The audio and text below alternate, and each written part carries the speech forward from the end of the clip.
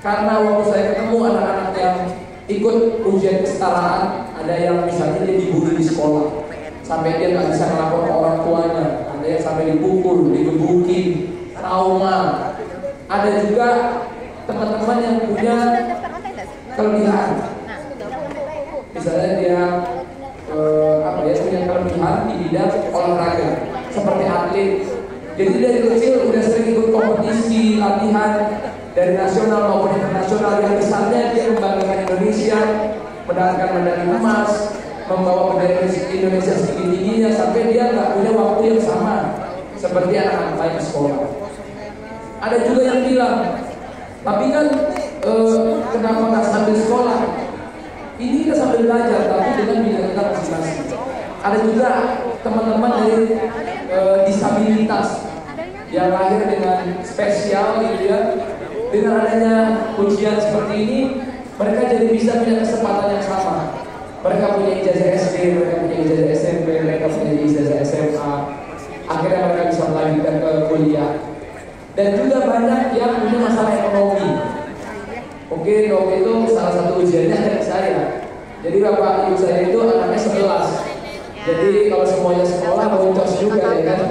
Jadi dibagi-bagi gitu ya. Akhirnya walaupun semuanya homeschooling dan gak ada yang gak mungkin. Saya baru kemarin lulus SMA aja di umur 29 tahun.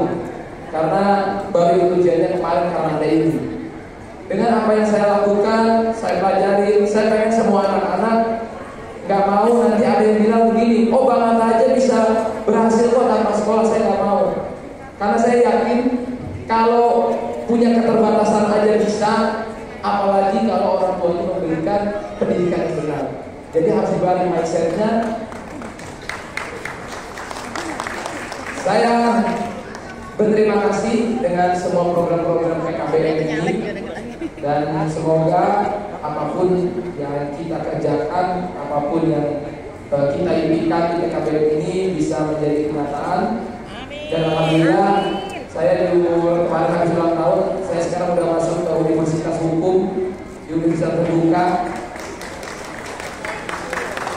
Terima kasih PKBM juga. Dan ini bukan hanya saya, banyak anak-anak lain di luar sana di bidang seni, di bidang olahraga, yang punya keterbatasan ekonomi, yang disabilitas, semuanya jadi punya kesempatan yang sama. Mungkin terakhir, saya selalu suka quote ini. Mungkin keadaan bisa membuat kita tidak mampu belajar, tapi jangan sampai kita berhenti belajar. Terima kasih PKBM. Assalamualaikum warahmatullahi wabarakatuh.